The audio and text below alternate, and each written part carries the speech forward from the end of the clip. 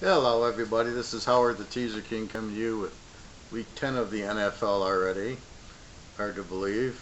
Uh, Had Baltimore tonight. It was a weird spread. The spread was 10, and I was hemming and hawing.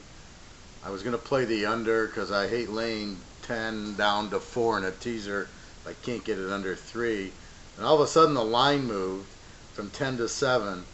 And I was like, really? And at 7, I knew Baltimore would win. Part of my trends are looking head to head, and in the head to head matchup, Baltimore and the favorite are 10-1 the last 11, and in Baltimore, everybody's 6-1. So I knew Baltimore would not lose to Cleveland. I didn't want to lay the 4 though, but at 7.5, I took it down to 1.5. I think there was just some injuries on Baltimore's defense, but again, every team has injuries, and you can't. People are just overplaying these injuries. It's like they have backups. It's a pro team. It depends on the position. Depends on, like, if Flacco was out, that would have affected it. But it was, I think, with some linebackers were out, and I'm like, well, okay, but Cleveland, they got their fifth string quarterback playing. He's not going to take advantage of it, and Flacco's there. So Baltimore got the W, and that's exactly what you're looking for. But I love these 7s down to 1s, like I said in my college video. So anyway, huge week last week, 10-1. The only loser was Denver. But I was really proud of. I hit the 3 locks at 1 o'clock. Philadelphia getting points. Dallas easily over Cleveland, laying 1. And that, you just pray for that. And then the Minnesota under. I was extremely proud of Minnesota Detroit. The play was supposed to be Minnesota, but with all the injuries, logic took over and said Minnesota's got the great defense. The Lions, the weakness of Minnesota against the Bears was the Bears ran it down their throat, and the Lions don't have a running attack. So I knew the Lions weren't going to be able to run it down their throat, and it was at Minnesota. So I looked at the game as, well, then he's going to keep it.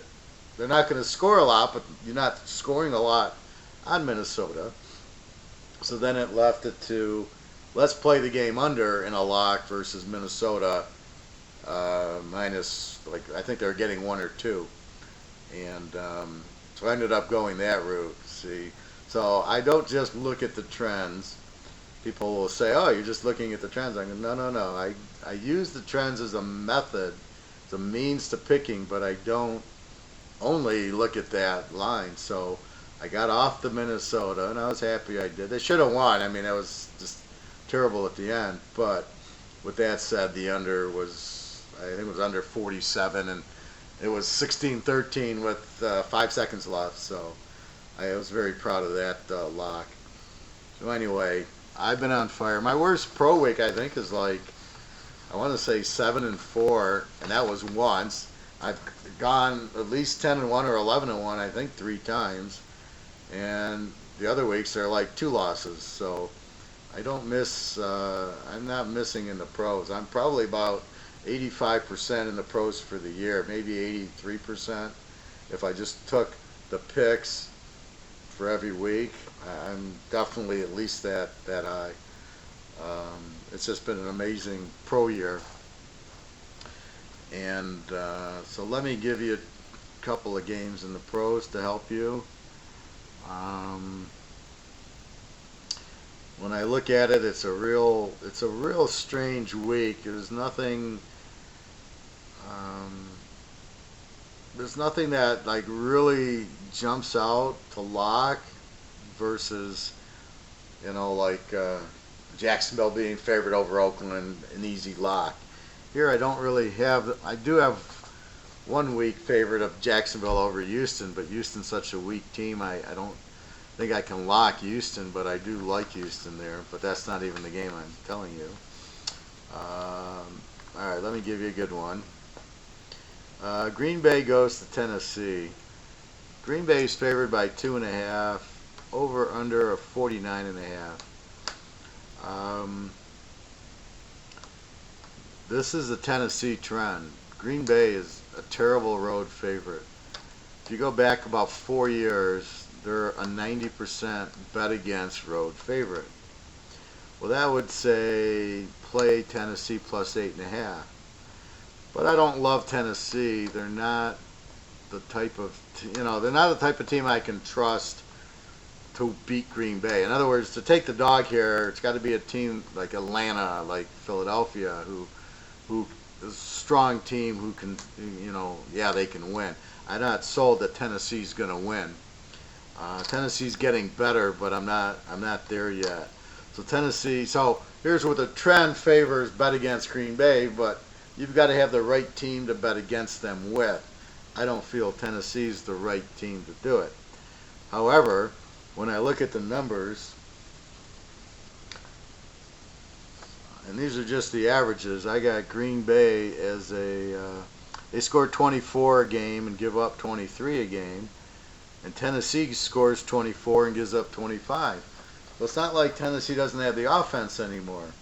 And they threw for 300 yards and put up 30-some points against San Diego. San Diego's a very similar team to Green Bay. Great quarterback, weak defense. Although they have Melvin Gordon who can run, they don't have, and they have the passing. They got a lot of injuries, San Diego, but as long as Rivers is there. So they played a 70 last week. So it's basically Green Bay putting up their 30 points. And as far as I know, Clay Matthews still isn't playing. If he does play, he's playing with a bad hamstring, so I don't know. But so you have a very high-powered offense with Rodgers. Jordy Nelson's there. They're getting their act together offensively, going against a pretty good scoring Tennessee team. Mariota, he's coming into his own. He's okay. But I see he's thrown for 300 yards a couple of times. So you're getting a pretty good offense from them. 49 down to 43.5. 43 is 24-20 is a W here.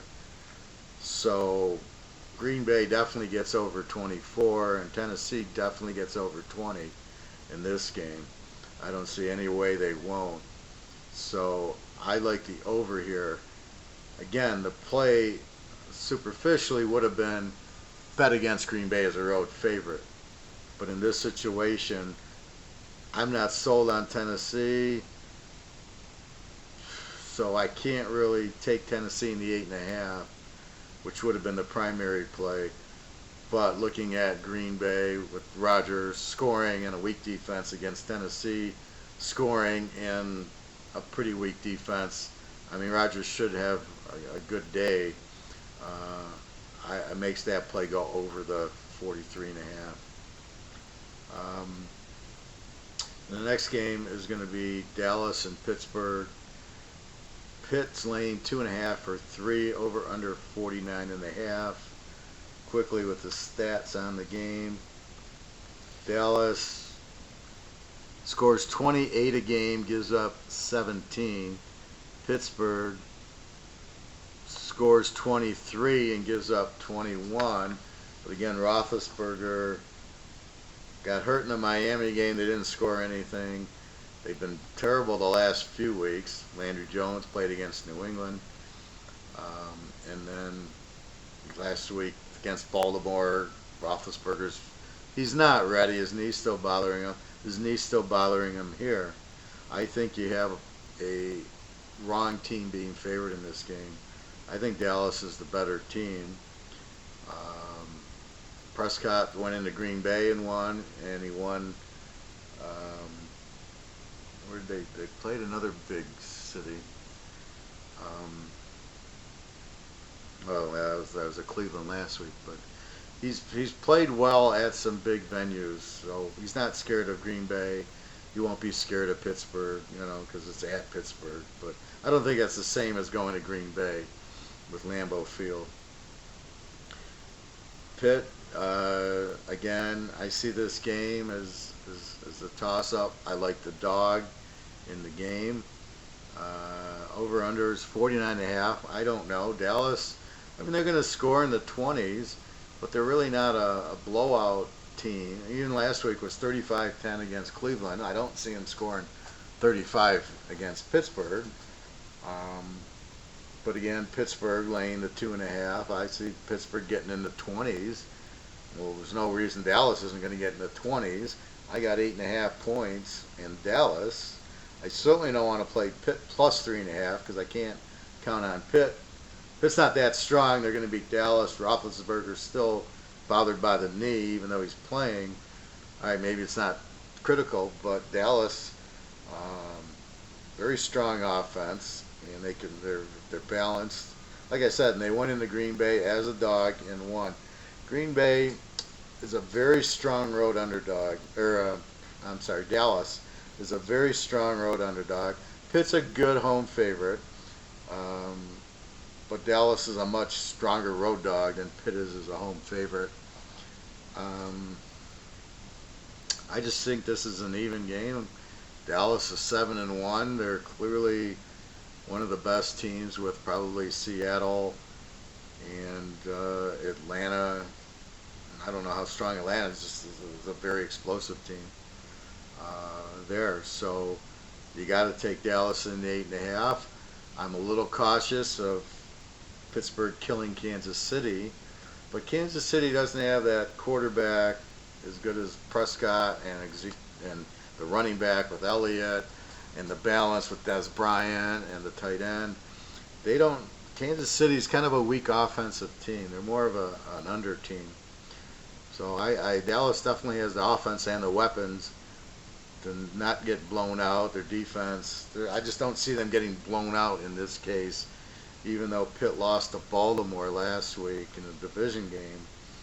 I still don't see Pitt putting up a 43-6 game like they did against Kansas City.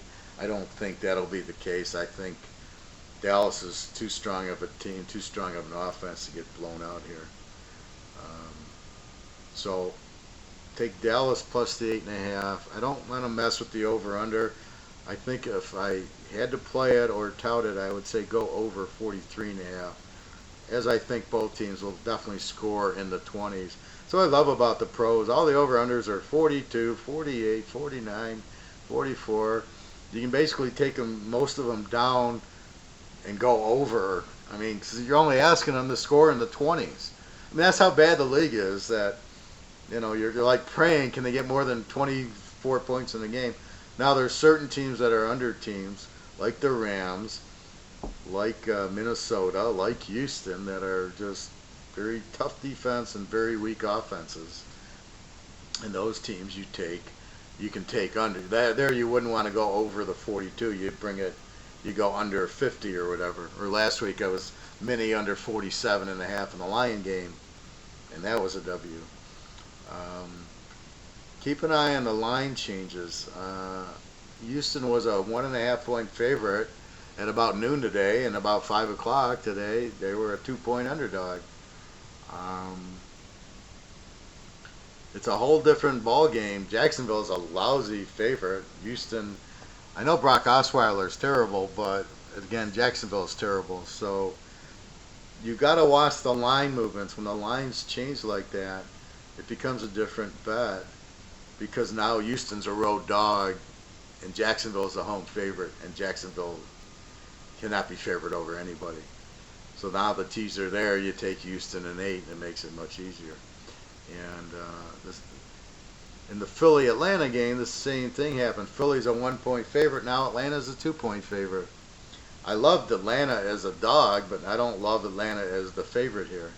So because the line moved, changed the bet from Atlanta plus 8 to, do I want to take Philly in 8, or maybe I'll just go over in the game. But you got to keep an eye on the lines.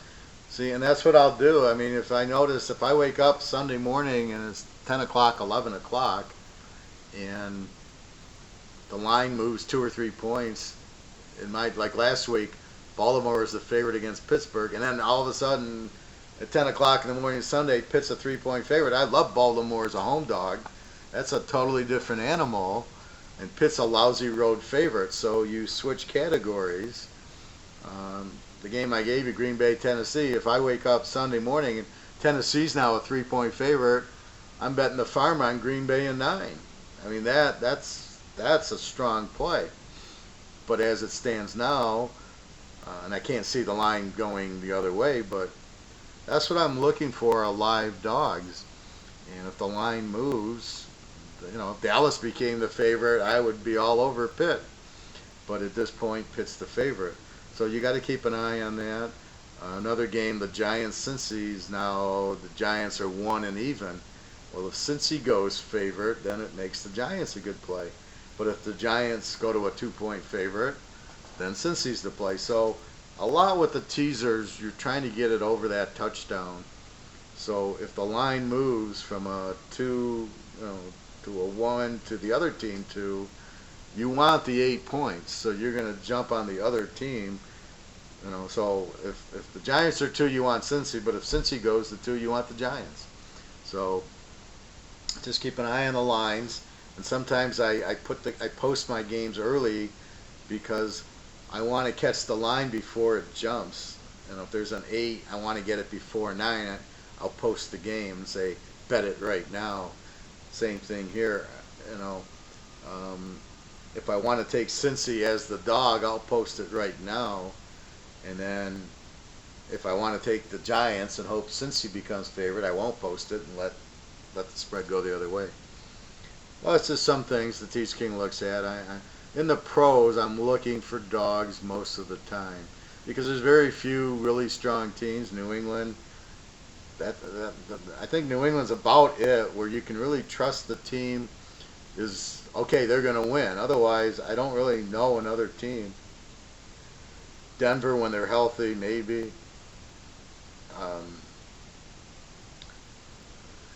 Pitt, when they're healthy, maybe. But Seattle, they're not. They're coming down. They're just winning games. They're not blowing anybody out. So I've been playing a lot more over-unders because there's so many injuries in the league, and there's so many bad teams, and like the Rams are an under team. They don't have a quarterback, and they got a great defense. And so you try to do that. What's really funny is like the 49ers you would think would be an under team. You would think, well, they don't have an offense. Their defense is terrible. They give up 30 points a game. They're actually an over team. I took them last week against New Orleans. I took New Orleans, and I took the game over because the way I analyzed the game is I said, well, New Orleans is going to score, but they have no defense. But I know Frisco scores, even though they have no quarterbacks, and their defense is terrible. So when I looked at it, I said, well, New Orleans is going to score a lot. Frisco won't be able to keep up, which is exactly what happened. But with New Orleans' defense and Frisco scores enough that it'll go over. So it was like, do I want to go over or New Orleans? I did both. And they both came in very easily last week. So I think that was the game. I had it at halftime. I think New Orleans was like a 51 at half. And the over-under, I think I was at like 50 or something. It wasn't even that. I think it was 48 or something, and the over-under was, after I teased it down, was 45 or 46. So I already had the game won at halftime. I love that. That's the one thing with the over-unders. You can, if you get it right, especially the over, you can get over at halftime. The under, like in the Lions mini game, even though it was like 3-3 going into half, you still worry about it, You worry until it gets to like 5 minutes left in the fourth quarter and it's 13-9. You're going, yeah, okay, I think the under is a winner now. So the under is always a little more stressful because you're hoping for no points, where the over you can get over, and that's it. The game's over once you hit the over. All right, well, there's your teaser. Take Dallas plus 8.5 against Pitt. Take the over in the Green Bay Tennessee game, 49.5 to 43.5. I do note one of the comments says I talk too much, and I had a chuckle because I'm trying to educate a lot. I'm not trying to sell you a pick. I'm trying to educate you. I'm trying to explain my picks and try to give you knowledge of what to look for or what I'm looking for, making my picks to give you more confidence that my picks are good and I know what I'm doing, and I'm trying to explain. You don't want somebody to just give you a stock without explaining why you're playing the stock or give you any type of information without explaining it. So I just try to explain it. So anyway, I like to talk, and I'm going to. So if you want mine, I'll put the games in the title. The teaser's in the title, but I notice it kind of gets cut off. So if you put the mouse over it, you see the whole title. But I'll put the games in the middle of the title so you can see it. But if that's all you want, they're there. Otherwise, I would listen to the video and you'll learn a whole lot. Anyway, www.teaserking.com. This should be a huge college, and should be a good pro. I mean, I still like it, and if I keep getting these lines moving, it's going to turn into a better pro than I thought. So anyway, have a great weekend. Good luck to everybody. Again, email me with things. Again, the locks are going to just be 77. And if you want the rest of the season, a lot of people buy my pro picks, and they start buying it either monthly, or I can give a discount for the rest of the season. I'm going to change the 1100 because that was for the 20 weeks of the season. Now we're down to, we're at week 10, so we're about halfway through. So I'll adjust that down if you want. Instead of paying 100 a week and paying 1,000, it'll be less than that, I'm sure. Anyway, have a great weekend. Good luck to you. Again, www.teaserking.com, and feel free to ask questions. Again, if you want to know a bunch of teams, just buy the advisor pack and say, who do you like in these games? If you buy anything, the locks or the pro package, then I'd certainly help you with other, with games instead of buying the advisor. I just want you to buy something to give you a lot of advice on other games. That's just the way it works. Okay, everybody. Good luck and have a great weekend.